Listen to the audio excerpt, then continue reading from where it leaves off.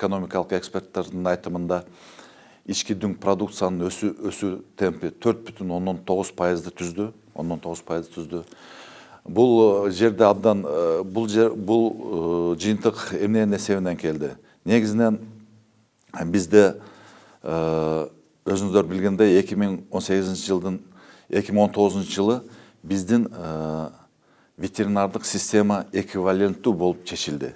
Бул деген биздин эт азыктарын өндүрүү ишканалары толук Евразиялык экономикалык биримдикте өзүнүн продукциясын сатканга толук өбөлгө түзүлдү да. Ошонун натыйжасында 28 ишкана бүгүнкү күндө ошол ЕСтин бирдиктүү реестрине киргизилди.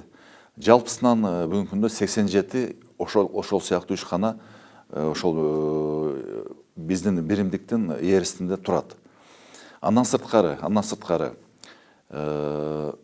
Кыргыз Россия өнүктүрүү фонду дагы өзүнүн ишмердигин активдүү жүргүзүп жатат. Мына айтып кетсек, бүгүнкү күнгө карата 3,7 миң долбоор иштелип, 380 миллион доллардан ашык ошол фонддон алынып, буюрса биздин ишкерлер ошону азыркы күндө жумушчу орундар түзүп, өздөрүнүн өндүрүш ишканаларын түзүп, аларда өзүнүн салымын кошуп атат.